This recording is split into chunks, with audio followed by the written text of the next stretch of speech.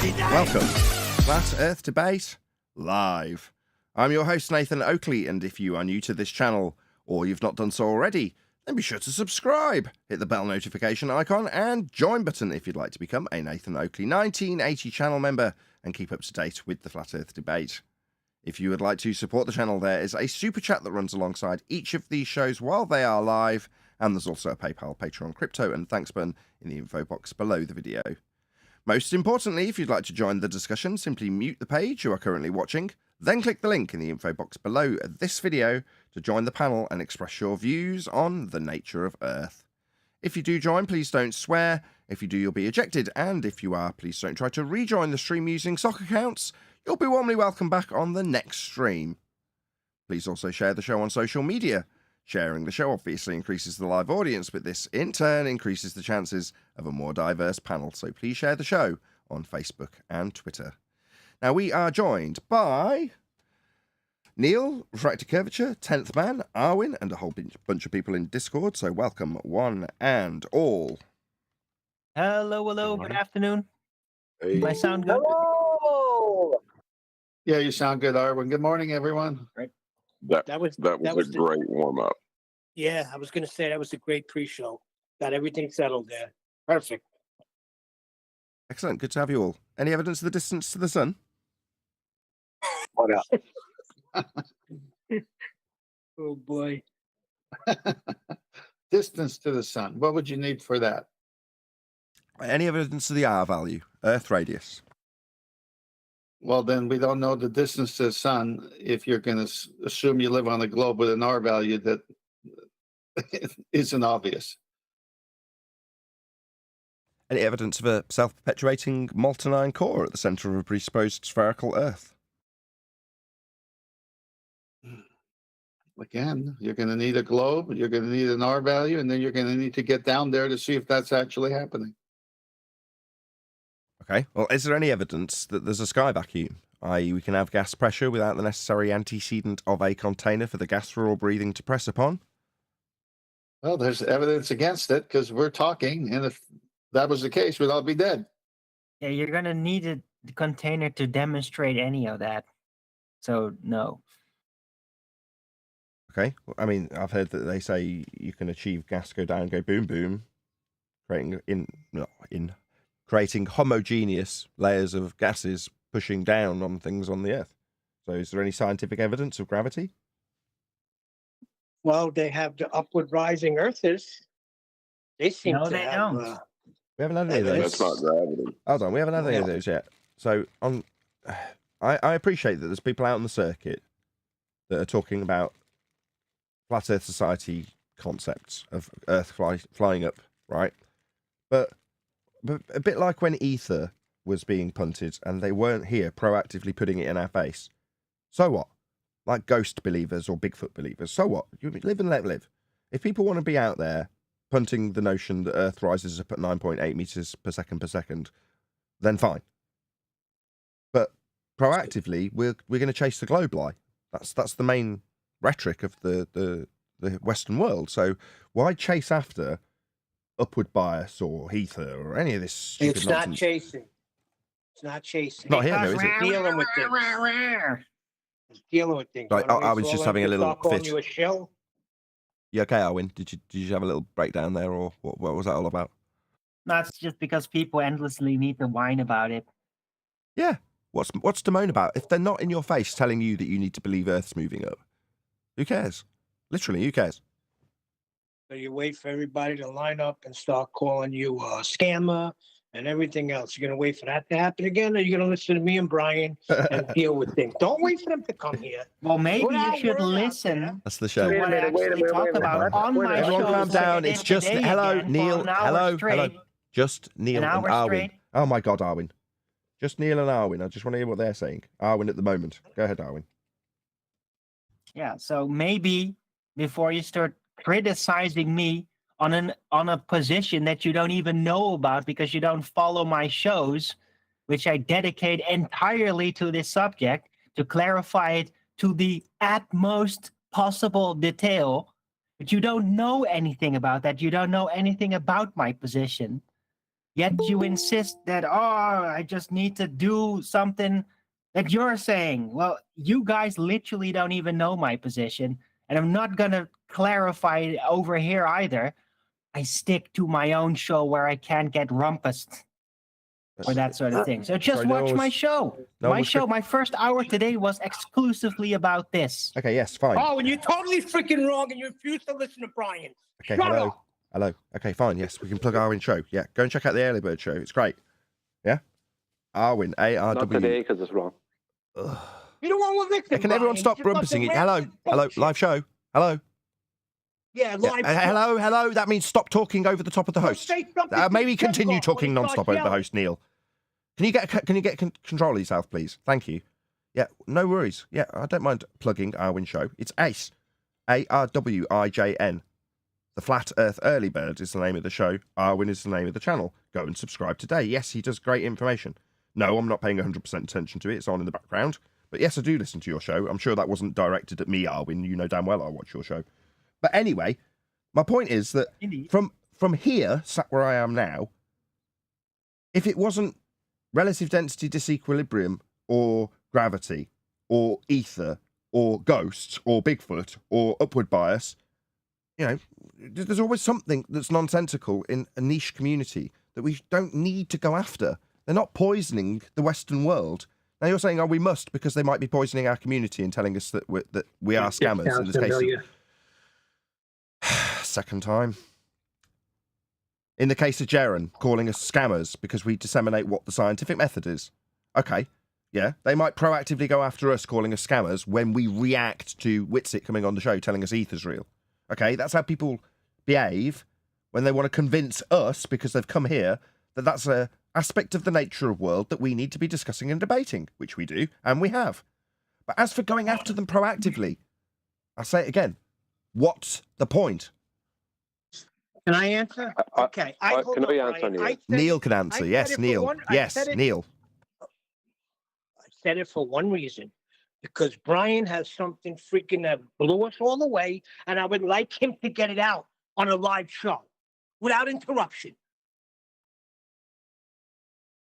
Yeah, Nathan. This is something. The problem with this is it's another thing that people think we don't need to deal with. Yes, we absolutely do. Right. All the other things that we thought we didn't have to. Well, I didn't think. All the other things that people said, we don't have to deal with that. We did have to deal with it. This, I tell you what the problem is with this. One of the easiest ways to debunk this, right? Even though what I'm going to use here is false, to the public, it's gold. I can use, right, Charles Vernon Boy's 9.81 meters per second squared and a force of G to show with a demonstration, right, falsely, how gravity as a force debunks this. Now, the public don't know what gravity is. They don't know that it's not even a force officially anymore. All they know is the word gravity. So when this becomes a bigger thing, and it will, if it's not addressed, what's going to happen is somewhere down the line on a documentary or something, somebody who's some PhD guy is going to destroy this claim with a force of G and 9.81 meters per second squared boys the calculation. And that's what's going to happen. Now, the reason that can be used to make us all look stupid and debunk this thing on national on a documentary or something down the line. The reason it can is because one of the things that completely debunks this claim is the fact that there is different acceleration rates for things that are falling from different elevations, right? Which means that the upward moving Earth, right, which is actually claimed to be accelerating itself, which is completely nonsense. Adam would tear that apart, later on, because I leave that to Adam. But even if they claim it's constantly moving up at a constant rate, the fact of the matter is I can drop something from a low elevation and I can drop the same thing from a high elevation, and the impact force will be greater from a higher elevation. Now, I, as a bowler, could take that on a documentary and make everyone in the flat earth arena look like idiots. So it is important. And I'm sorry, but it is. Now, it's easy to debunk. But Brian, I think it's worse that than doesn't that. mean... Go on. Let Brian finish. I thought you had, but go on. No, leave You're the leave one Rose say. interrupting him, Neil. Leave Oh, no, Rose say hold on. first. Just let Brian summarise his point. Go ahead, Brian. The point is, I can debunk this in about 50 different ways. I can debunk this with a helium balloon because helium balloon can't go up because there's no reason for it to go up because relative density does not exist under that paradigm. All down is only perceptual, right? So the reason some things go down and some things go up is due to a density differential between the objects, substances, and the medium, right? Under that paradigm, there is no down. Down is only perceptual. You think something is going down because the Earth is coming up, right? That means everything is hanging in free space, just like Einstein said, right? Which means if I leave go of a helium balloon and a brick, right, a building brick, the two of them must sit in free space until the Earth comes up to meet them. So that means the brick is not going down and the helium balloon is not going up. Now, I have a load of different ways, easy ways to destroy it, with the fall rates of things, and how a helium balloon and an air-filled balloon behave differently. The airplanes couldn't take off. There's a load of things, right? Airplanes couldn't hold altitude. There's a million different things that I could use. But the problem is that our opposition, right? Why does the Flat Earth Society claim this?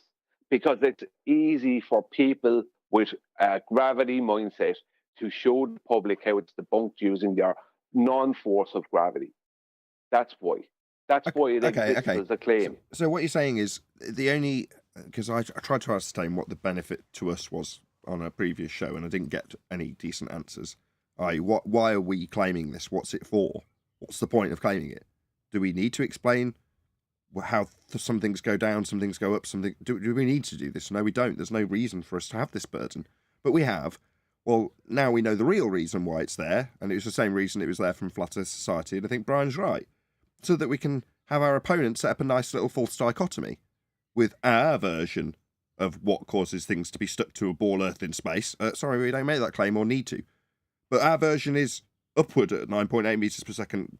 What? A bit like Einstein described. All right. Why? It's exactly what it is. Why? Well, there is no reason why. I don't understand why Dell is doing this. I don't know what possible reason he has to benefit from claiming this. There's no burden on Dell to make any of these claims.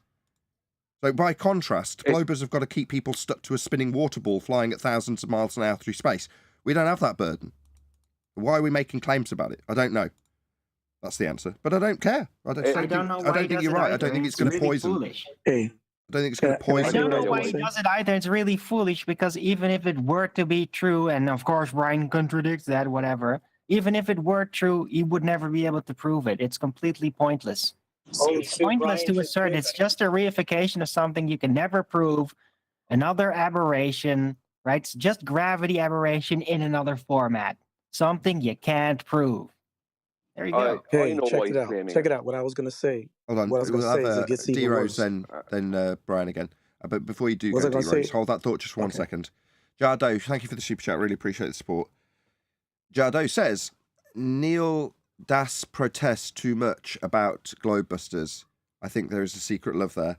Yeah, you're not wrong. I always say the same thing when they talk about Globebusters. They're all going to rumpus me when I say this. But I say, all right, so you're a fan then?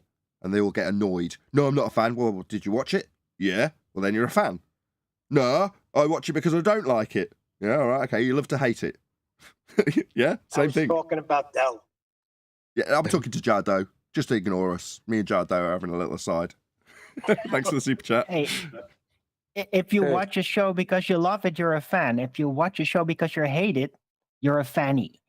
You're a fan, all the same. You know, the fact that people make YouTube videos specifically about how to monetize your haters, that's because they're fans too. Just as much a fan as anybody else watching the show. Oh, they dislike rather than fannies. like. Oh, right. Oh, they criticize rather. Yeah, that's all the same thing. Okay. Nah, they're not fans. They're fannies. Oh, and let me go now, please. Go ahead, D-Rose. Then Before I Brian. forget what I was going to say. I meant to say this yesterday, but y'all ended the show. Neil asked me to yield. I did, and he didn't. Then I tried to say this, but it gets even worse. I heard from a Glober, and this is more of reification in a new way for the gravitational nonsense.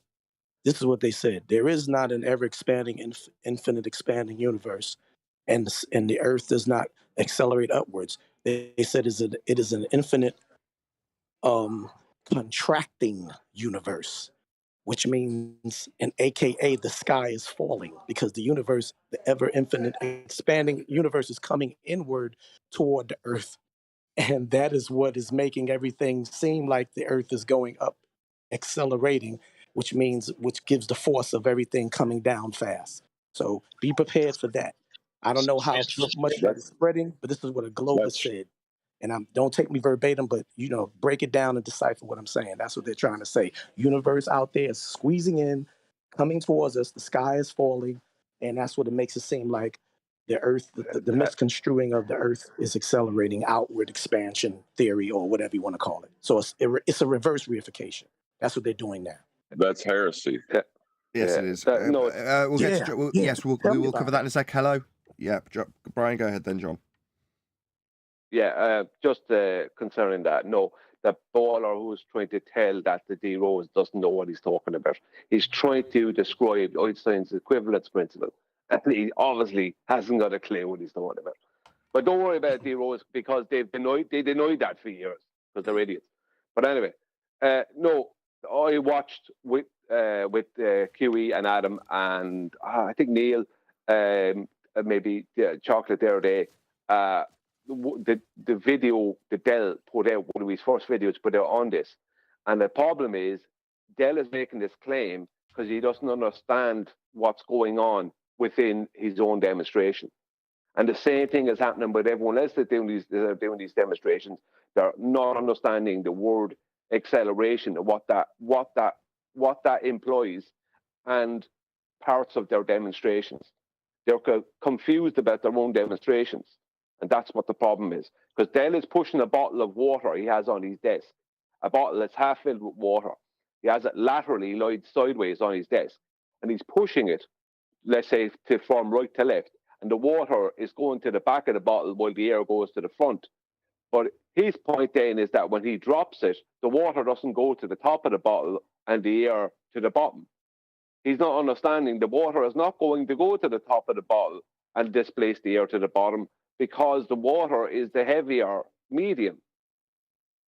It's not. Water is always wanting to go down in the medium of air because it's more dense. And that's what he didn't understand. So it's his lack of understanding of relative density and word and acceleration and how that works. He doesn't it's his lack of understanding that has brought things to this point. No, if you look at his video, it is Arwen. We always do it. Yes, it is. That's why relative density only applies to a stationary medium. That's no, the basic Arwen, you're missing. Have you seen his video? Have you seen his video? Have you seen his video? Well, where's your experiments then? Have you seen to prove his that video? It also applies to an accelerating medium? Oh, Jesus, Arwen, have you seen his video? Yeah. Yeah. What was it then? Tell me about it. Dropping some stuff and then it being very short-lived. And then that wasn't it. That wasn't it. No, that wasn't it. That wasn't. No, he didn't even drop it. You're talking about another video then. Yeah, the video I'm talking about. Yeah. Arwen, which one is that? Arwen, what's wrong is that you don't understand what it is that you're arguing against. No, you don't. Yeah, I do. I do actually watch Dell's channel. You're stating I do watch him talking about this shit. So you're stating that the fall rate of a bottle of water through air is equal to the rise rate of a piece of cork in that bottle of water. No. Yeah. So you just debunked yourself then. Maybe you just shut up. No need. I don't care. I've had enough of him, Nathan. I've had enough of him. he's making these big stupid claims. If you're He just doesn't know what he's arguing against talking about. Bell and what And then when you Bell go has against said, Arwin. then yeah, go Arwin, at it. Arwin. But that's not he my flips out argument. and rage though. quits. We tried to I'm not talk rage about quitting. this. Why did you We stop tried to being talk bitch? about this with him. We're and discussing he it just now live. rage Stop quit. complaining about Can it. we all just get along? If you have complaints about what Dell has said, I get it. He's fucked it up for sure. Yeah, it's not anything that I stand behind. You said no when I specifically pointed out exactly what the problem was and where Dell's confusion was. You said no without any Dell's backing confusion for that. was, okay. Yeah. If Without any Dell's backing confusion for is it. there, That's what you sure. said. No, it's not. Well, that's exactly what's wrong. You can watch his video and see that he doesn't understand relative density. He's not understanding why the water doesn't go to the top of the bottle when it's dropped. Yeah, it's That's the because problem. it's That's not the starting accelerating problem. properly down. Merely falling doesn't actually make that acceleration rate. You have to dive. Yeah, that's why it's not just a plane falling out of the sky. No, it's diving because there's air friction that's going to counteract the acceleration rate so that you That's don't not the point. even it out That's not the point. unless you rush mean, down. The point That's is not the the point. water Okay, well, then there is is no more point. dense than the air. So the air inside the bottle is not going to go to the bottom of the bottle while the water goes to the top when the thing is falling. The water doesn't go to the top of the bottle because it's heavier and more dense than the air. So it's going to go down. So the air that's in the bottle is going to stay at the top. Unlike when you push it laterally. Unless you rush it. 1 second. Unlike when you push it unlike when you push it laterally, that's a different thing because you're causing the water then to go to the back of the bottle, but it's still not going down. It's still not going up to the top of the bottle with the air underneath it. That's not happening. It's Dell's misunderstanding of his own demonstration. That's what the problem is. Sure. That's where this comes from. He's definitely not understanding his own demonstration because he's not doing it properly. He's not even making his claim properly because throwing an object is not going to result in the proper acceleration rate. You would have to make it fall faster than it naturally would. It would have to be like rocket propelled downward, and then you will definitely see an axis reversal. You will definitely see that. The water will be definitely pushed to the top, and the air within it will definitely rush down. If it goes faster than its normal fall rate, which is impeded by the friction of the air, okay, guys, and that it can't exceed the acceleration rate. Okay, just 1 sec. Quick shout out to Jardo. Says, love when Brian has a few glasses of red wine on the show. I don't think so. It's pretty early here, but there we go. John, go ahead. Thank you for the super chat, Jardo. First of all, I got 2 points. If somebody's trying to argue with you that the universe is contracting, he's a heretic. Tell him to go argue with his priests. We don't make a claim about that. He can go deal with that with somebody else. Second of all, if 9.8 meters per second acceleration isn't enough to establish an axis of whatever in relative density, then the upward rising Earth at 9.8 meters per second is not enough to establish an axis of radiation or whatever. The claim is nonsensical on its face. You would have to exceed the standard acceleration rate downward. You have to move faster than the normal fall rate in order to reverse the density axis within the closed medium that is accelerating downward. You can't reverse the density. Yeah, axis. you damn well can. You can't reverse yeah, the you density can. axis. You can't reverse it. Yeah, you can. Okay. You just have to make it move faster can't do than that. its What you're normal trying to drop rate. No, you're trying to. Yes. You won't change Arwin, please anything, just Arwin. stop. Both of you stop. Arwin, you can't just keep saying, yeah, you can over the top of him when he's trying to respond. Please. Go ahead, Brian. Yeah, that's just a baseless assertion fallacy. That's just in his own imagination it's possible. Kind of like it's possible within the imaginations of the Ethereans, how density suddenly polarizes itself. No, that doesn't happen. That's your imagination, Arwin. No, things fall at the rate they fall. If you pull the bottle down, right, fast, to try and make the water slosh around within the bottle, some of the water will go to the top. But when you leave it go, that water is going to be at the bottom of the bottle, no matter how fast it's falling, because it's more dense. That's the point. That's why it's going down. If it wasn't more dense than the air around it, it would be going up.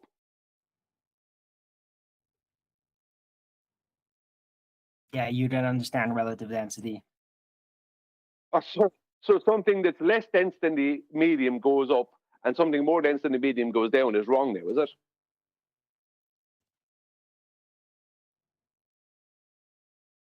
Well, Respond. yeah, come on.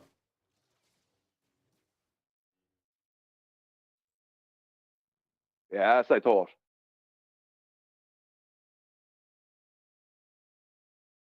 Any single viable hypothesis from any of the fields of astronomy, cosmology, or astrophysics? I like Nathan. that. Look, I'm not even part of this thing. I'm just hearing it for the first time, but sounds like Dell is saying things that he can't support. Maybe so. I don't understand why we can't do a review video on Dell and what he said to get us all caught up to this point of the debate of it. Well, just shout out to Michael Kahn. He says, Scripture says Earth doesn't move. Game over. Thank you for the super chat. I mean, The real problem, 10th, is there's no coherent claim made about this. So all you can do is work with the fragmented attempts that they make and try to rationalize something in it, and you never get anywhere with it because it's a baseless assertion at best and a red herring fallacy attached to it. There's nothing there. Here's what I know, being on the side of it, not involved.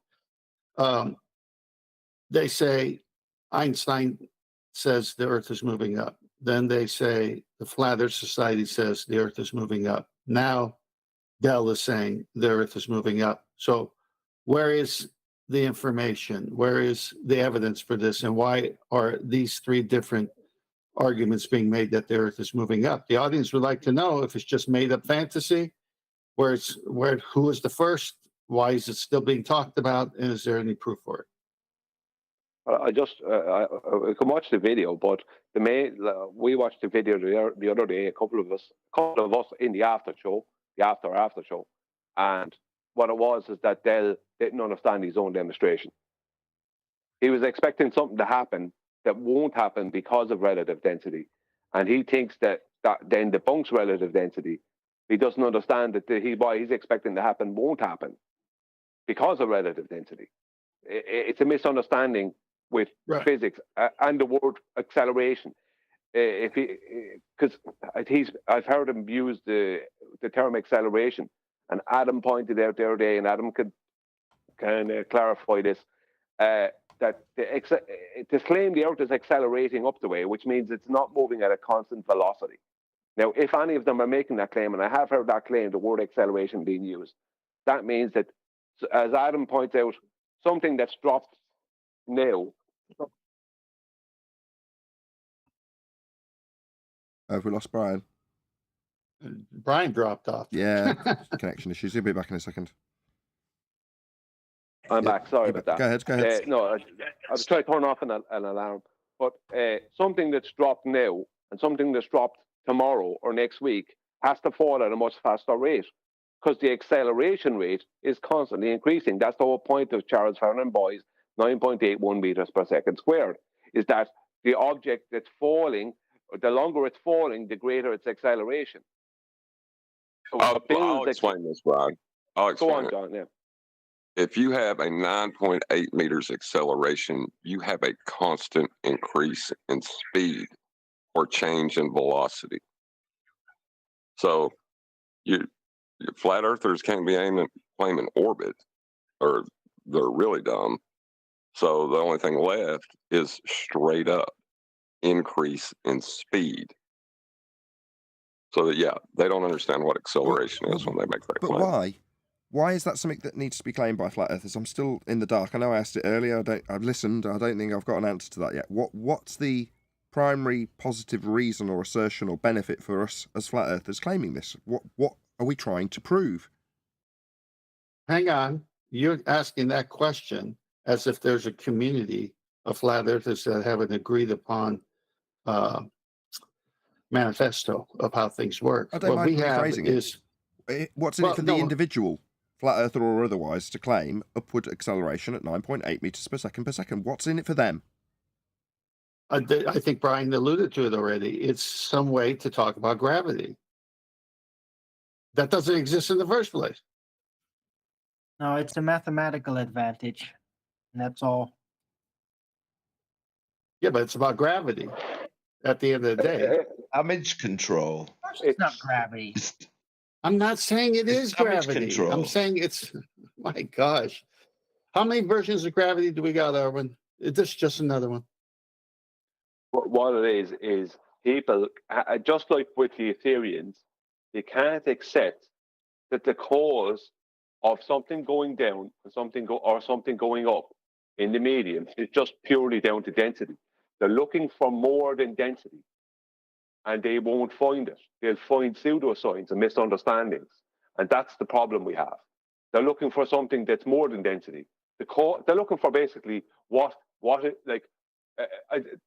it's kind of like they go looking for the cause of relative density and they can't find it because it's basically entropy, and they can't find the cause of entropy, and then they go off down a different road. I don't know why they keep looking for. They're looking for the cause of density. Why is it arranged the way it is? So not No, does that's not what they'll something claim. move because it's denser or less dense, but why does it move like that? That's Dale what they get stuck up on.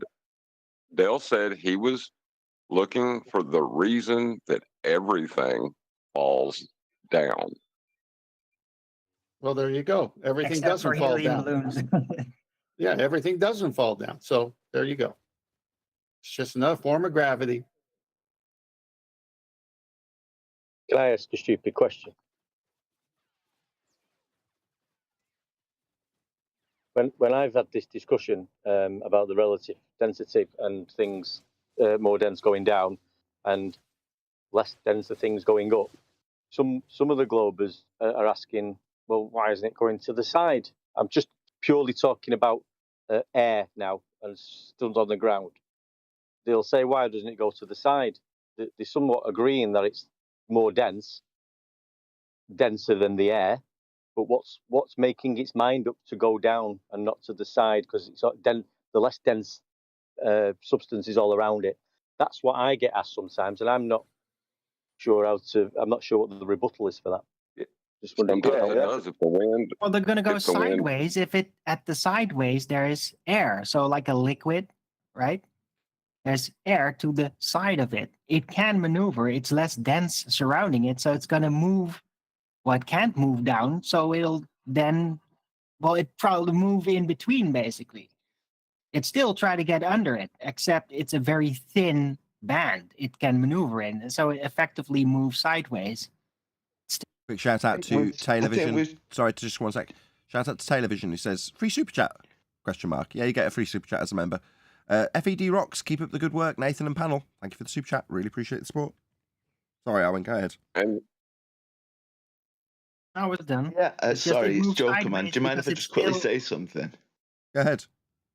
I just wanted to say that I think there's order to this world, and I think a lot of this idea about it going in different directions, I think it's because we're still thinking in this chaotic, demonic world of the globe. And I think if we notice how still this world really is and focus on, well, what matters, it's the world changes. You know, I think everybody has an opinion on their beliefs on how they see the world.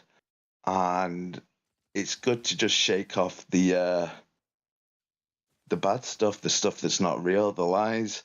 And to tell you the truth, I'm not a fan of Dal. I heard about this upward motion years and years ago. He was spouting, and I thought it was a load of rubbish. I think you're right. I think it is to try and bring back gravity into the debate, and I think it's just a lie. I don't think it's any attempt to try and make sense of anything. I think it's just a distraction. I think it's very shilly behaviour, but I know Nathan's not a fan of talking about shills in the community, but I think they are out there. Have you checked out I'd my like to shows? defend Can I Del ask? there. I had Adam Can I first. ask if- Hold on. Oh, wait, no, I had Adam first. Go ahead, Adam. Thank you, Joker Man. Go ahead, Adam. We can often come to the wrong conclusions if we read half a book. Myself included. And thanks to Brian the other day for explaining the mathematics to me of what they were claiming. And I think unless you go and read that and understand it fully, you're going to come to silly conclusions because you're not following the mathematics that's being described to give you an upward moving Earth. And more fundamentally, you're not understanding the implications of applying that physics.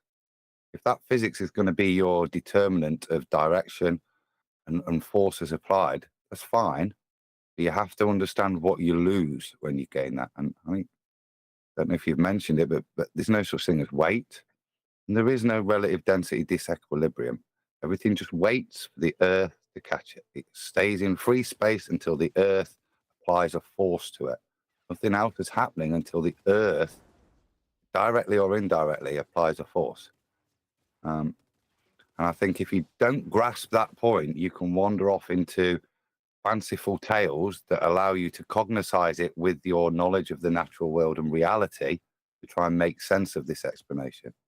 But, and I say, thanks to Brian, better to realize that there is no such thing as weight or relative density if we're discussing an upward accelerating Earth based on Einstein's relativity. A couple of quick shout outs. Shout out to Original D Rose says, don't forget the sky is falling. Thank you very much for the super chat. Really appreciate the support. Also, shout out to, how do you say this? Carney West. Okay. Anti-Chicken Little Society. The ground is rising. Thank you for the super chats. Really appreciate the support. So nobody watches my shows? Oh, God, Nobody we're going to watched my have this show again. We today? have already had this once. So you didn't, I do watch your shows, Arwen. I put them on the background almost daily. I didn't today. but not this day though. Today I didn't know. But yes, I Arwen, generally... people will watch your show when they want to watch your show. Why are you crying about this? Funny day on Because Player you all Debate. seem kind of ill-informed about the whole thing, about the acceleration upward idea, how that works and how it doesn't work. Brian If just they want- explained it. If they want to have you explain it, they can watch your show. How many times are you going to say this? I'm just asking. Did anybody watch it? No, I didn't watch it, and I'm not No. uninformed. Okay. Well, today we're going to be covering this video. So this has come from a suggestion from someone in Master B, I believe. I don't actually know who suggested this, but credit to you, whoever it is that suggested this video.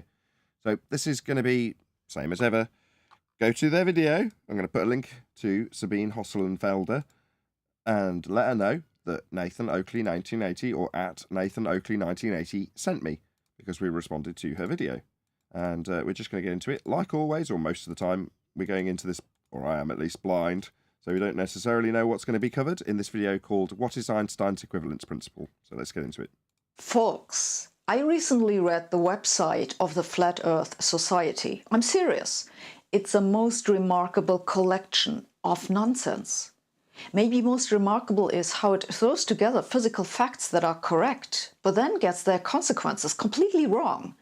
This is most evident when it comes to flat earthers' elaborations on Einstein's equivalence. Excuse me? So immediately failing to recognise what a stereotyping fallacy is. Okay.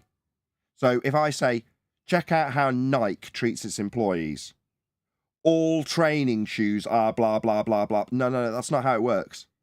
Yeah, the Flat Earth Society, specifically introduced by you, is what you're critiquing. Not Flat Earthers. The Flat Earth Society specifically. So let's get that right, Sabine. Yeah, that's called a stereotyping fallacy. Equivalence principle. The equivalence principle is experimentally extremely well confirmed, yes. But flat earthers misconstrue evidence for the equivalence principle as evidence for universal acceleration. So is this scientific evidence that you're talking about in terms of physics? You know, what occurs in... He said experiment. So, yes. What was the experiment, I wonder? Or what they call the universal accelerator.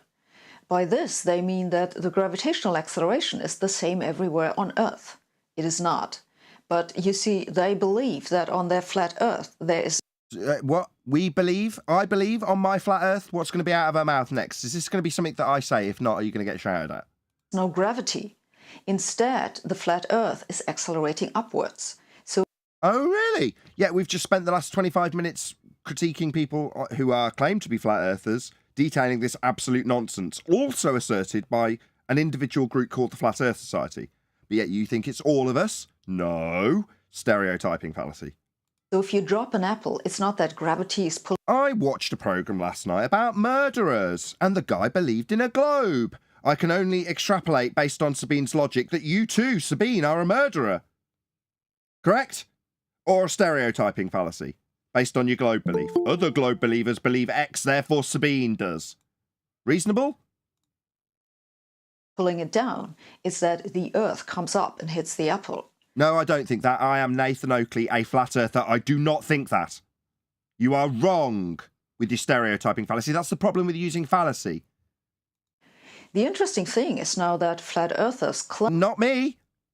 So we're going to correct you every time, you stupid cow. I am not claiming this. I am a flat earther. How dare you? Einstein said you cannot distinguish upward acceleration from downward gravity. That's the equivalence principle, supposedly.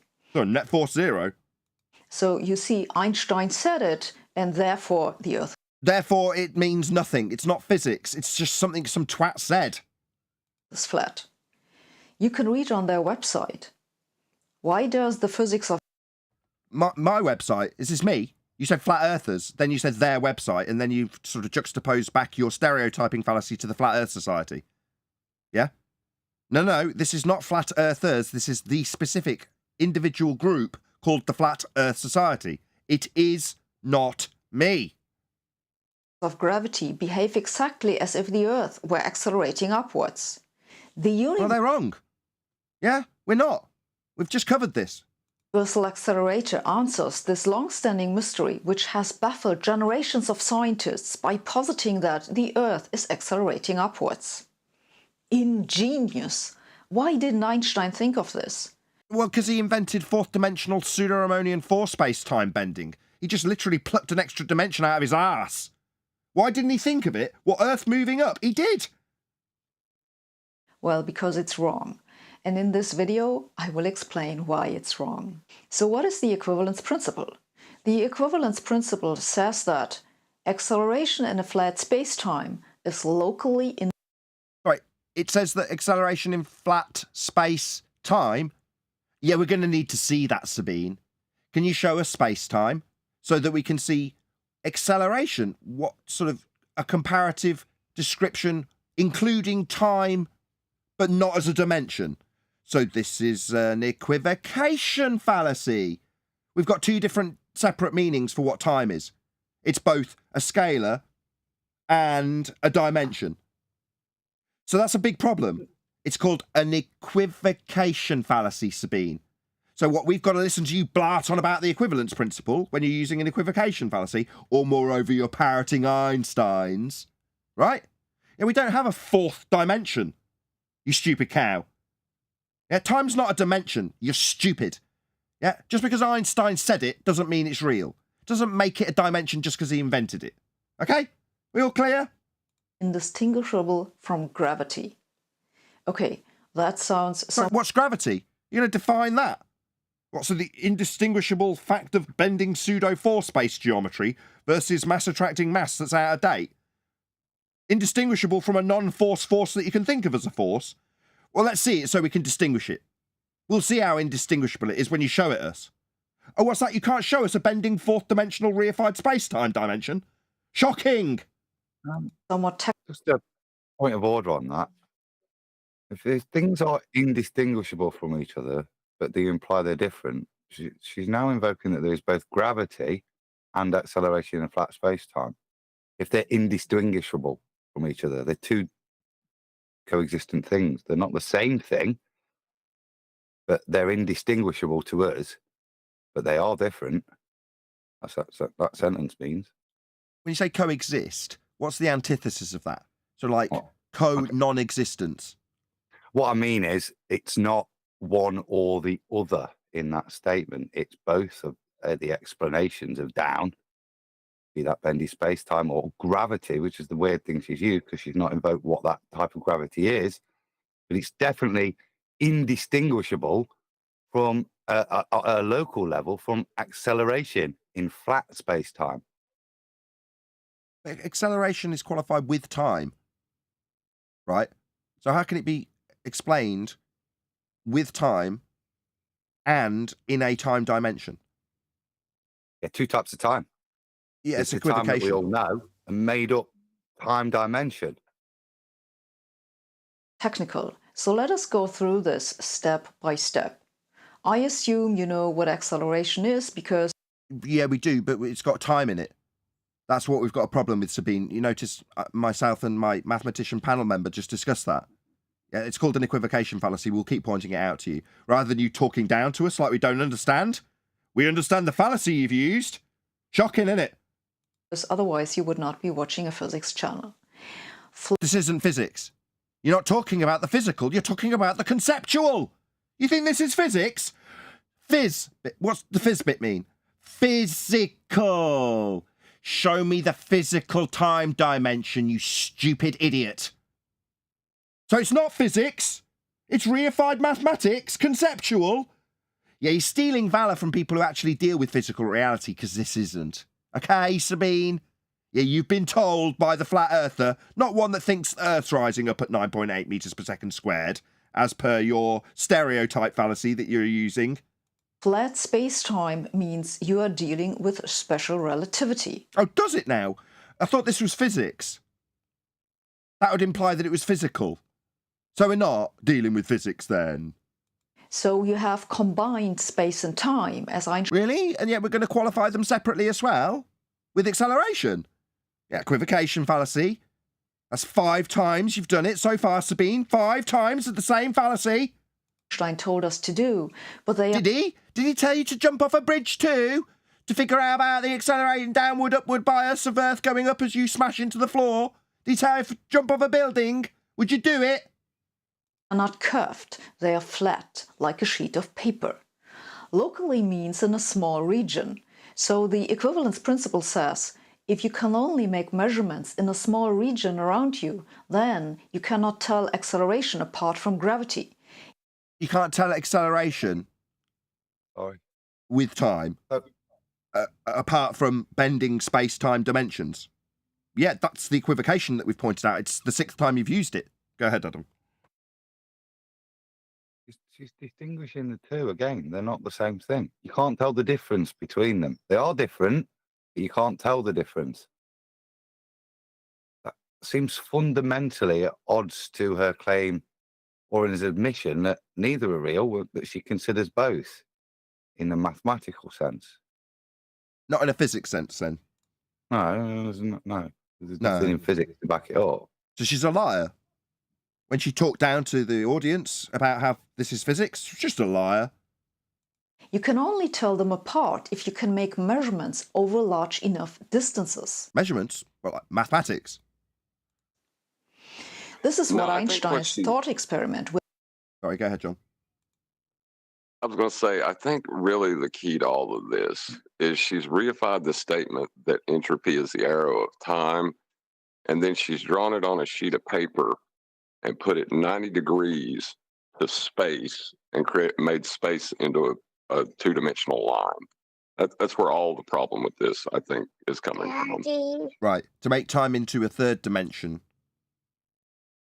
So, in other words, the 3rd dimension, whichever it may be, length, breadth, or depth, is condensed down to a single line from a 3rd dimension so that you can reify the 4th dimension that doesn't exist into a 3-dimensional bent piece of paper, with the length, breadth, and depth aspect being only 2-dimensional. Yeah, we've seen at least half a dozen different people try and take you through the steps of, imagine you're a 1-dimensional being. Now imagine that you can't imagine 2-dimensional beings because you're only a dot. Now imagine that as a piece of paper and a line drawing, you can't imagine how you'd be 3-dimensional. Well, you're 3-dimensional, so you can't possibly imagine how there's a 4th-dimensional space-time being bent. Yeah, we've seen that. Yeah, meanwhile, yeah, you can't go up to the canvas painting of a bloody chair and sit on it, can you? It's not possible, because this whole bullshit narrative of jumping between dimensions is just a way of creating an extra one from the 3 that we actually experience in physics. That's all they're doing. What the elevator was all about. I talked about this in an earlier video. If you are in the elevator, you do not know whether the elevator is sitting on the surface of a planet and gravity is pulling down, or if the elevator is accelerating upwards. The historical relevance of the equivalence principle is that it allowed Einstein to make the step from special relativity to general relativity. This worked because he already knew how... So, there's a word. Worked? I see. Like being able to physically do things. Working. Okay, let's see what work Einstein's maths are doing physically. Are they doing any work? When we're told it's not actually a force, maybe you can think of it as being one, but it's not one. So what work would you be referring to? Do you mean work conceptually in the maths? Is that what you mean? Because only, 2 minutes ago you were telling us this was physics. But yeah, it sounds like this is working mathematically as opposed to reality. to describe acceleration in flat space. You can do that. There's that equivocation again. 7th time you've used it. With special relativity. In general relativity then, space-time is curved, but locally it is flat. So you can use... But those 2 things are at odds with one another, so the dimension that we don't see doesn't exist. You haven't shown us in physical reality is both flat and bent. That makes no sense. The thing about what she's claiming here is, I'll give her the point. Maybe in the description of relativity that Einstein uses mathematically, you can't tell the difference as whether when you're in a lift, who's going which way. But in reality, you can, because there are other forces at play because of this action that you experience, and so you are able to tell because you are in reality and you're grounded in that. The only way to describe these 2 things as equivocal and not being able to tell the difference is to give them a mathematical description which limits other parts of reality so that you are only able to differentiate in the maths, and there is no differentiation in reality between up and down, which is moving, in the maths. As I say, in reality, there's nobody ever in existence. Other than that little video where sometimes your sensors are tricked for a microsecond, where you're on the train and you think you're moving, but it was the other train.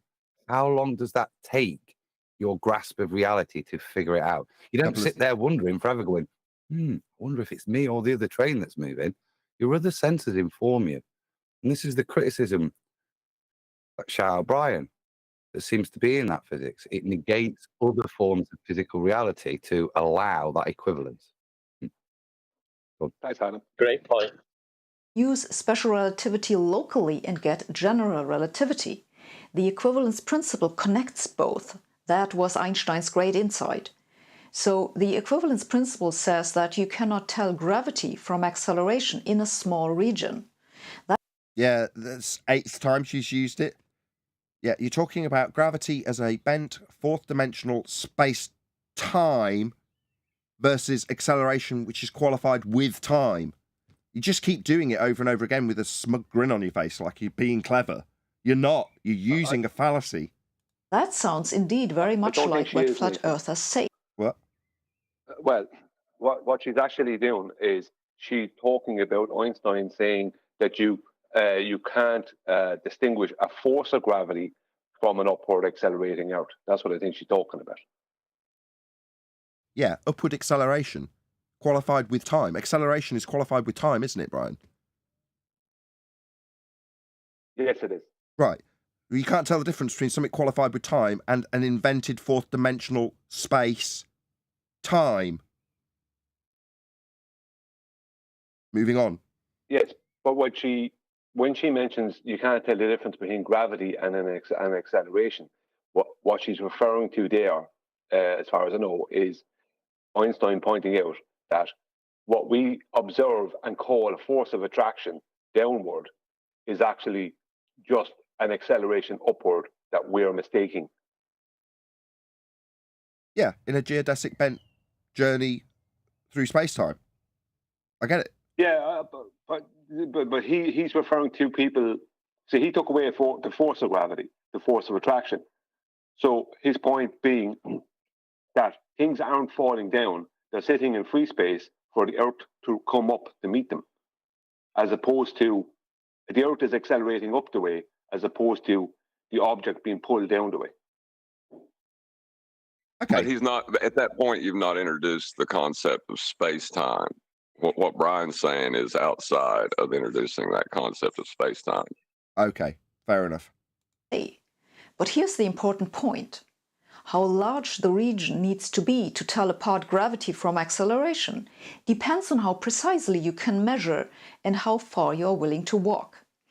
If you cannot measure very precisely, you may have to climb on a mountaintop. You then find that the acceleration up there is smaller than at sea level. What acceleration would that be? Anybody? What's she talking about? I don't know. I just said, what the heck, when I heard that. I don't mean, know dead what she's serious. talking about. Maybe the audience can let me know. There's a good chunk of people watching, almost 120 people. What's she talking about? I'll have to hear it again. What acceleration? It's When you're on the ground, standing still, or on a mountain? What acceleration is she talking about? the accelerating coffee cup.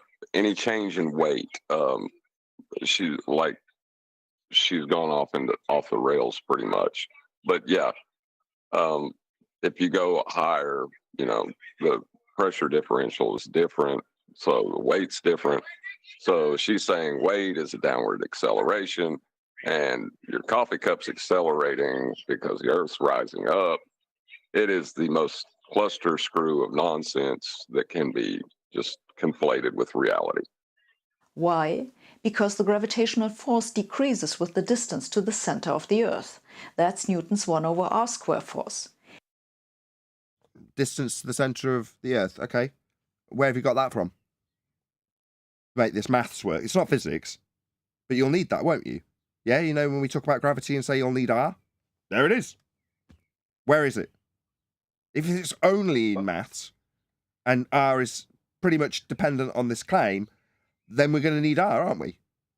Yeah, we've debunked it. You haven't got an R to put in this maths anymore. And if you have, you better damn well show where you measured it. Indeed, Correct. since the Earth... Hang on. Yeah, Hang on, correct me if I'm wrong. 10th first. 10th, go ahead. Yeah, correct me if I'm wrong.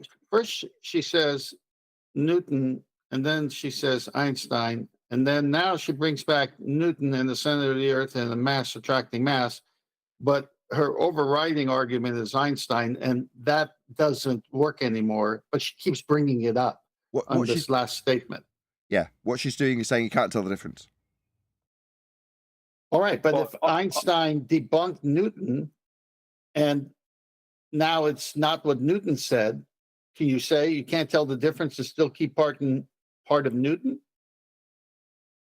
Yeah, with both Newton and Einstein, they're conjuring a non-force into existence. So it doesn't matter in maths or in reality if there isn't anything happening and you say the reason this zero effect is happening is because of X type of gravity. However, that's the same, basically, as this other description of nothing happening. So you can't tell apart the difference between a guy called Newton creating a force that doesn't exist because it doesn't need to in a three-dimensional world versus Einstein creating a non-force force that you can think of as a force in a fourth-dimensional world because they're both describing something that doesn't happen. So you basically can't tell them apart. Well, I'd like it if you could go back 10 seconds there or so, because she said something there a while back and I missed it. But I think what she's talking about is she said that the attractive force decreases as you rise, right? That's correct. That's what she said. But what she's trying to state is that that would mean that you would become your weight would be less, but that's not true because you will accelerate from a higher elevation with lower pressures. You will accelerate faster. than in higher pressure. So when you get like the Felix Baumgartner, when he got into the more dense air, he slowed down his acceleration rate. So If you cannot... I missed part of it, so I don't know, but I know what she's talking about. She's trying to explain Einstein's thinking behind his equivalence principle, which took away gravity causing weight and put a downward force and all this. Measure very precisely. You may have to climb on a mountaintop. You then find that the acceleration up there is smaller than at sea level. Why? Because the gravitational force decreases with the distance to the center of the Earth. Brian, you nailed it. So Felix Baumgartner is falling a lot faster with less air, and then when he gets there, he falls slower. Told you, Brian's always on point. Brian Well, but is he's ace. closer to the Earth, and the gravitation is stronger, but he's falling slower. That's Newton's 1 over r square force. Indeed, since the Earth is not exactly a sphere, the acceleration also differs somewhat between the equator and the poles. This can and has been measured to great precision. What? Where? Where? Let's see it. Let's see the measurement. Oh, of course, she's going to I'd present like it. to comment. No, Go I on. give the opposite. I watched that Felix Baumgartner jump, and they had his speed when he was falling, when he first stepped off, and then just as he was coming down, the speed was changing. So they have measured, he slows down. I remember someone... But the force is greater. Pretty sure I remember someone called Brian saying that not long ago. I could just be me. Hang on. Yeah, we've known all this for... Go on. 1 second. There's an overriding point here where just when we're talking about a force of gravity, how they would explain that is that, oh, well, there's more air, so there's more friction. And the reason there's more air close to the surface is because air is a mass and gravity gives weight to a mass. That means air has weight. That's how they would try and explain it out to somebody who doesn't know any better. I love it. So gas go down, go boom, boom. I see. Yeah. I got you. Yeah, it doesn't As do we that, know, though. objects weigh more in a vacuum. Yeah, but it doesn't do that. Objects don't weigh more in a vacuum. They do. They should weigh less in a vacuum if gravity was a force and was real. They do. Objects weigh more in a vacuum.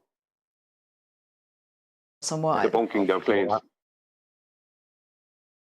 If the acceleration we normally assign to gravity was the same everywhere on Earth, that would contradict a huge number of measurements. Evidence strongly speaks against it. What evidence would that be? Okay. Go on. Can I change my previous answer of agreeing with Brian? Yeah. Yeah. No. In a vacuum, things don't weigh at all. Because the term weight is a convention. Solids and liquids in the medium of air and the measurement of their downward pressure on the scale in the medium of air. So by putting it in a vacuum, in a technical sense, you exclude it from some of the parameters required for the definition of weight, i.e. in the medium of air. Adam Meakin, ladies and gentlemen. No, he's absolutely correct, isn't he? It's qualified, it's specific, it's described in a certain medium. If it wasn't, you'd have people putting scales on the bottom of swimming pools. Yeah, I understand that from a calculation point of view. But as a downward, the point of the matter is that object will still have a downward pressure on the scales. So the scales can still measure a downward pressure. The point is that if air had weight, then that downward pressure would be less in a vacuum, not more. Where it's more, debunking the claim that air has weight. No, I don't think Adam's disagreeing with that, but it's just adding to it to be factually accurate in terms of the convention. And it's our convention, after all. You know, we define these things, not us personally, but you know what I mean. And yeah, once you get outside of the convention, yeah, your principle stands because they're making a claim specifically about what gravity does or doesn't do inside of vacuums. So it's relevant to their claim. You're debunking their claim as opposed to making a positive assertion with it. You don't need to. Bit like with the upward bias. But either way, Adam's correct, isn't he? It's working outside of the convention, isn't it? Well, what medium is air being weighed in? You If air can't is weigh the air. medium that was used. Well, it is the Yeah, medium well, when you say weight. Yeah, exactly. Exactly. It is the medium. Any more, Adam? Yeah, which is the point. Yeah, which is the point. Yeah, what are we basing air's weight off of? This claimed weight. You can't.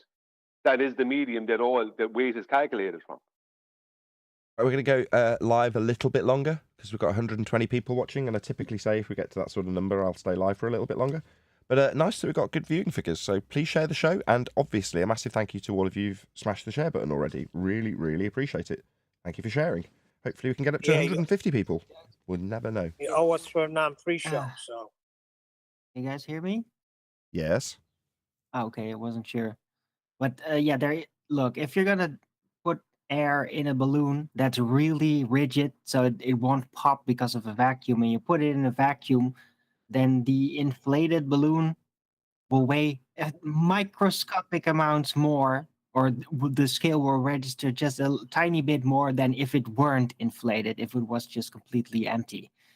But yeah, that's vacuum weight, right? So whatever they're registering is not going to be accurate with the normal understanding of weight in air. It's not going to register the same weight because the disequilibrium has been maximized by minimizing the density of the medium. And then air will register some, but only when contained. From what? Rigidly. Register from the what? medium that surrounds it, which is going to be a vacuum. Register some what? Weight? Extra pressure, disequilibrium pressure. Fair enough. Because you're causing feedback, by the way, Arwin. Yeah, it can't be called weight, though. It's immediately set outside the convention. I think Brian's already conceded that. It doesn't change his point because they're making a claim about how things behave in certain mediums. Now, the fact that they use qualifiers that use the word weight and it's not relevant to the specific medium that's being argued about isn't our problem. It's not our claim. So Brian doesn't have to concern himself with this at all. But it's still correct. Adam's right. Sorry, I agree, but there is such a thing as vacuum weight. It's just not really widely known. Vacuum weight's something different. Okay, so because of what Brian said, when we looked into this in some of the more technical stuff, and density and the way that pressure then redistributes onto the scale in a vacuum means that you do have to make adjustments for that. I just want to make a separate point, which is weight. Why do we weigh things? We weigh them so we know how much of something we've got. And with solids and liquids, we can weigh them and do a molar conversion to calculate exactly how many molecules we've got. If we weigh a gas, even if we get a gas in some convoluted methodology to be able to weigh it in some sense, that weight that we say is registered is not commensurate in any way with the number of molecules. You can't tell me how many molecules are there if I say the scale went up by this much when I put gas in. The way in which we calculate how many molecules, how much gas we've got, is we have to have something other than weight, and that's both to know the volume and the pressure in that volume. We can then calculate how many molecules we've got of a gas. And they're two different conventions for dealing with how much of something we've got based on its phase, its state.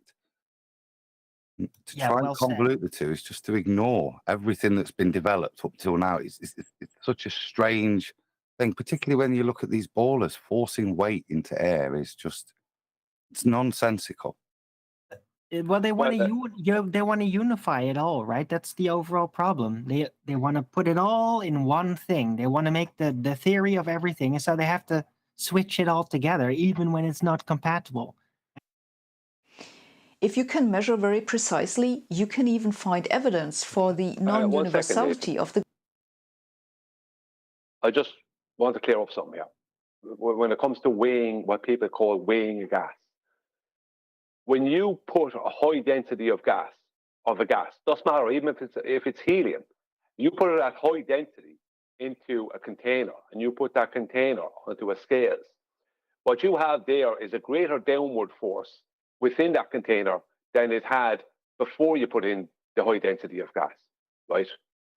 Before you pressurize it, right? So you have an extra downward force on the scales. But you have another thing going on, because when you force, because gas is compressible, you can compress a lot of gas into a space that you can't do with a liquid, right? So consequently, you can actually change the density within that container to be more dense than the air around it, even with helium, because you can force so much in. And often the time, that's when, as Adam would know, that's when gases, helium won't do it, but a lot of gases will end up starting to liquefy, going back to a liquid state at the bottom. But even if they don't go back to a liquid state at the bottom, you still have an extra downward force that wasn't there, that's the scales is registering, and you also have the fact that now what's in that has become more dense than the air around it, so that means it wants to go down. Not saying it wants to go down, but it's not sentient. One minor point of correction.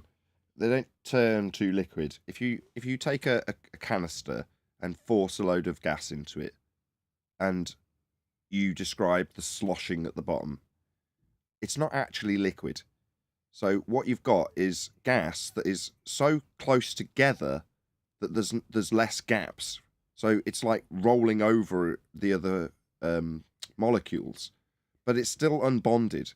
So it's definitely not liquid, but it starts behaving like a liquid.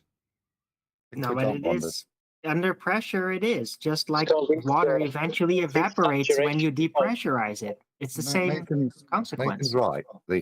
The amount of available space for the gas molecules becomes so compacted that the molecules are as close together as if they were in a liquid state. But they're not.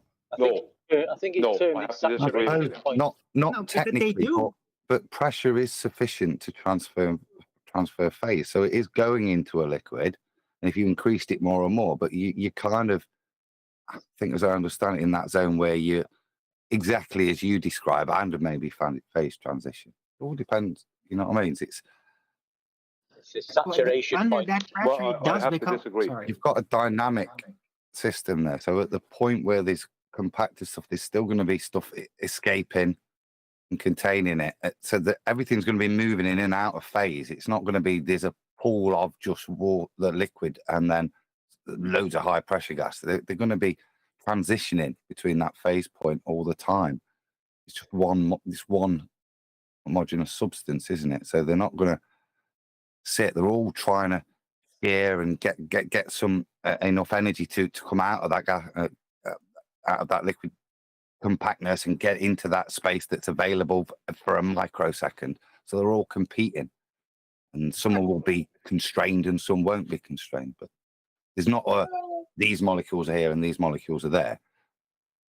Well, hold on. Can I say something, please? It's the same thing as with the ocean and water vapor hanging over it. There is exchange. That's the same situation in the tanker, except because of the super high pressure, the gas that normally wouldn't do that will now do that. So it definitely does become a liquid, just as if you put a bottle of water or a glass of water in a vacuum chamber and you depressurize it, it all vaporizes. No, that's not correct. No. So in that instance, what's happening there is you do have liquid, but the small amount of energy, let's say it's from the sun, with your ocean example, is enough to break the bond that the liquid has.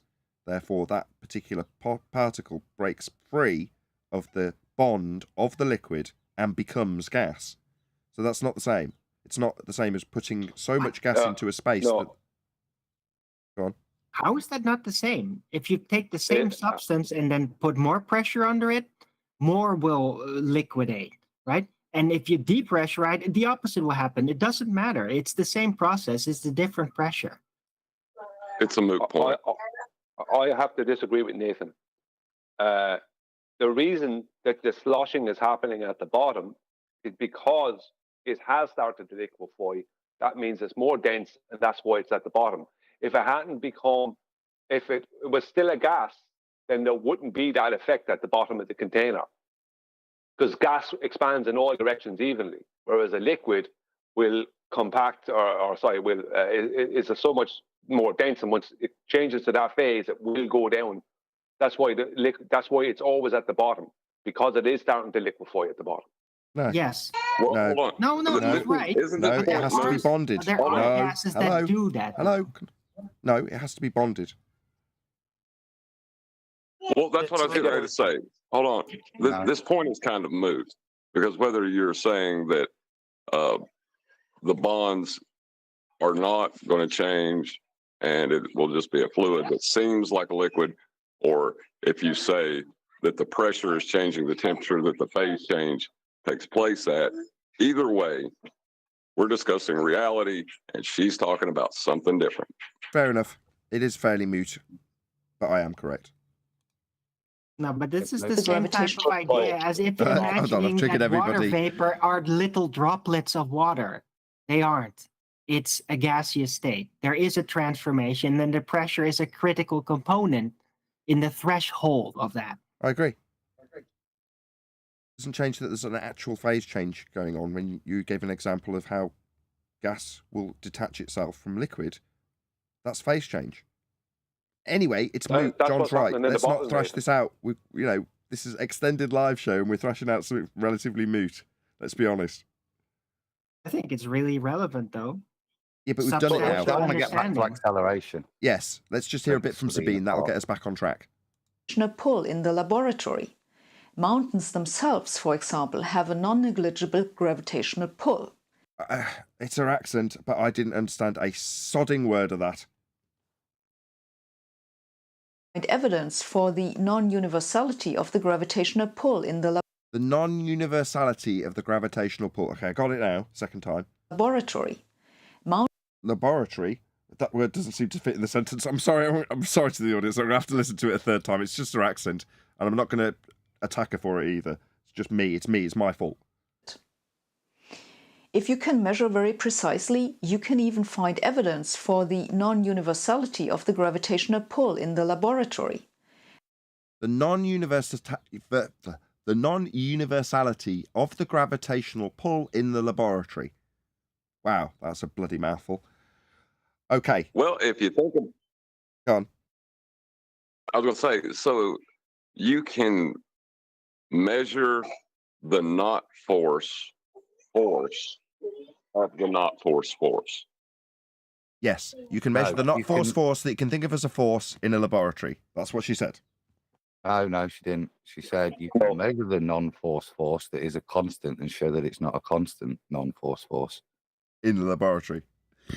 in a lab. We're dealing with nutters. This woman's a nutter.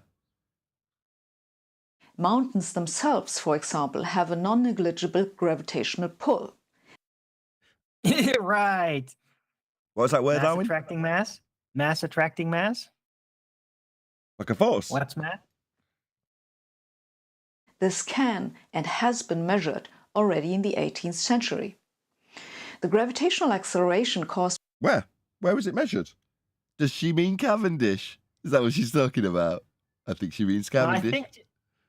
I think she's referring to this supposed experiment that somebody took a pendulum or a weight or something, put it next to a mountain, and then see, it's attracted. It's a story that's out there. by the as a ground supposed underneath proof. your feet has also local variations at constant altitude, just because in some places the density of the ground is higher than in others. So explaining gravity as a universal acceleration is in conflict with a lot of evidence. But can you instead just give the flat Earth a gravitational pull? No, that does not fit with evidence either. For what? It's back to what I asked right at the start of the show. For what? Why do we need a gravitational anything? We don't.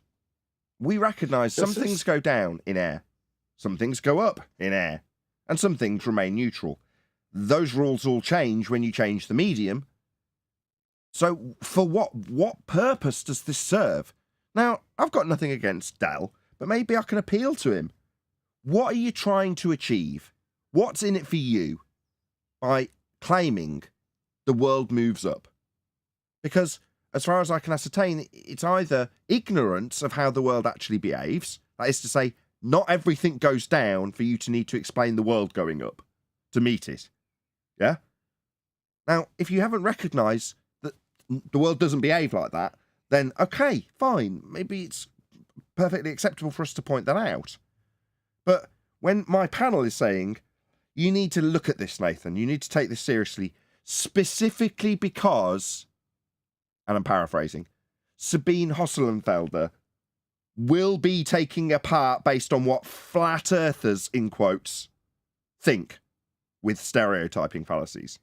Now, on the one hand, I've already pointed out it's a stereotyping fallacy. I don't think this, and I can shout at her when she claims it, because I don't claim it, and she's saying I do.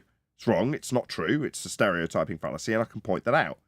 But if my panel are correct, and suddenly there's a floodgate waiting to be opened with every single anti-flat earther out there saying, flat earthers think the world's moving up because Dell said so, or the Flat Earth Society said so, then maybe I'm wrong about my dismissal of it.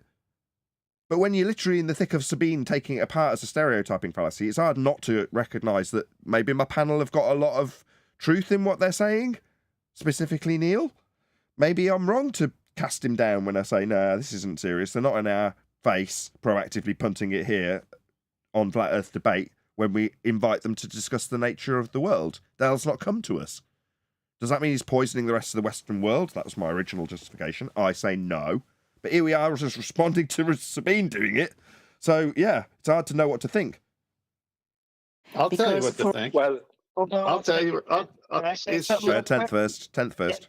Then Brian and Arwin. It's 10th, go ahead. yeah, it's full circle, meaning she's got everyone talking about gravity still, no matter where you are. And that's the reification of this argument. So the Flat Earth Society, Dell, and then the Globers and the anti-flat earthers, they want gravity to be something at the end of the day. So when we on this show share that it's a nothing, it's made up, we're the only ones saying it's made up. Everybody else wants to make it a part of their argument so that still has some life. There is no life to gravity. There is no such thing. And this is what Sabine, if you just rewind what she just said in the last 10 seconds or less than that, 5 seconds, flat earthers and gravity. What is the connection? There's no connection. Is in conflict with a lot earthers. of evidence. But can you instead just give the flat earth a gravitational pull? No, that does not fit with evidence either. Because for a disk, the gravitational acceleration does not drop with 1 over r squared. Yeah, see, this is the problem. This is what I was trying to get in, Nathan. She's trying to debunk flat earthers saying the Earth is moving up at 9.81 meters per second squared, which she's right to try and do. But she's trying to say, no, that's completely wrong. This is nonsense, right? But she's trying to make it not nonsense for her globe. And that's what this whole thing is about. So it doesn't, so nobody's going to go, well, flat earthers say that as well. So how do you know the Earth's not flat? She doesn't want to be hearing that. Einstein agrees with flat earthers. She doesn't want to be hearing with that, dealing with that. Do you know what I mean? So what she's trying to do is destroy the claims that the Earth is moving up as a flat disk. 1 second. She's trying to destroy the claims the Earth is moving up as a upward to whatever space as a flat disk. But while trying to also validating how it can happen on a sphere. Like, it can't happen on a sphere. That's the whole point. And that's the absolute nonsense of his equivalence principle. I see. So what you're saying is she's disseminating the equivalence principle, which in essence conjures not only the force of gravity, that's not a force, but you can think of as a force from Einsteinian or Newtonian, but also slips in the notion that there's a false dichotomy at play, where gravity is required by flat earthers. No, it isn't. A bit like you and your reference frames are ruined. I'm not making a claim in that regard, and I'm not making a claim about gravity, and I don't need to. That's why I'm so intrigued about why flat earthers are doing this. Shout out to James Richards, who says, the very foundation of a heliocentric world is nothing but fallacies. Or should I say lies? Depends who's applying them, James. Thanks for the super chat. Really appreciate the support. 1 second. Just 1 second. I'll be quick. No. Einstein's equivalence principle is not stating there is a force. He's stating that the ground of a sphere is coming up to meet the object that's falling here in Ireland and in Australia simultaneously. But that time, the space-time is curving in around it as a kind of a restrictive force, right? And that's when they start convoluting with time dilation. I won't go into all that now, but that's the nonsense they have to go into to try and claim that the Earth is moving up to meet the object on a sphere. So you can drop something, I can drop something, and 10 man can drop something in 3 different parts of the world, and the Earth is moving up to meet them, but it's not expanding, right? Which is completely illogical, even from a fantasy point of view, because space-time is counteracting it. This is the nonsense even that is wrong within his that contradicts something else it contradicts gravity well. But anyway, that's another point. Go on, Adam. Sorry. All of this is trying to find a force, trying to find a reason for a natural law. Okay, it's trying to invoke a causation for a natural law, whether that's an upward accelerating Earth, gravity, be that Newtonian or Einsteinian, or electrostatic electropore and electrifer. Yeah, incoherent dielectric acceleration. Yeah, thank you. Whatever the idea behind it, it's to stay with a Newtonian vision for why density and buoyancy would play out. And like I say, at heart, all of them invoke a force to describe these things. Right. John summarised it earlier. They equivocate with the equivocation that I described, which is they're using something that is basically entropy, the arrow of time. So when I keep shouting at her about using time in different contexts, what is that in this context? It's entropy. So as I've mentioned many times, and Adam was one of the people who was actually there in this discussion, lots of greater minds than myself thrashed out what was the cause when we talk about, in the fondest sense, relative density disequilibrium, or what Adam just described as density and buoyancy, or they would describe as gravity, or Dell would describe as Earth moving up at 9.8 meters per second squared. Whichever it may be, what you're actually describing is entropy, the arrow of time. So how something moves through a different medium is a second order effect of entropy. Well, when we're talking about entropy, is that something that we can establish cause for, or ascribe gravity to, or ascribe the world moving up to? No, we cannot. The answer to that question lies in the ontological primitives, not in a force of gravity. Now, many people have asserted, and I agree with them, that gravity is God in the heliocentric model. It is because for nature to create everything and for their force to be the arbiter of almost everything in their model, it means that the start of everything came from gravity, their God. Nature creating itself, violating the first law of thermodynamics, the laws of nature. And in this instance, the arrow which we cannot rewind to the beginning, we can only assert there was an external force or creator that started this process. We can say the arrow of time is described thus, and thus is the second law of thermodynamics. That's what we are detailing, entropy. So we're not going to ascribe gravity to it. We're not going to ascribe Earth moving up at 9.8 meters per second to it. It's stupid. That's a good point, by the way. That gravity, right? They just assume gravity was always there in their Big Bang idea. Like, that's always there, and the matter is just responding to it. So they have no explanation as to why gravity is there. It's just assumed. It was always there. Gravity is their God. But with that, I'm going to say, if you are watching this on either Nathan Oakley 1980 or Nathan Oakley premiering streams, then stay tuned, as there will be an after show to follow. Unfortunately, if you are watching this live, this is where we bid you farewell. So another massive thank you to all of you who smashed the super chat, liked, commented, shared, subscribed, joined as a Nathan Oakley 1980 channel member, gifted memberships, hit the PayPal link, and all that good stuff. Once again, stay tuned if you're watching on an after show. Another massive thank you to today's Discord and G+ panels for making today's live show possible. I've been Nathan Oakley, and I will see you all in the next video.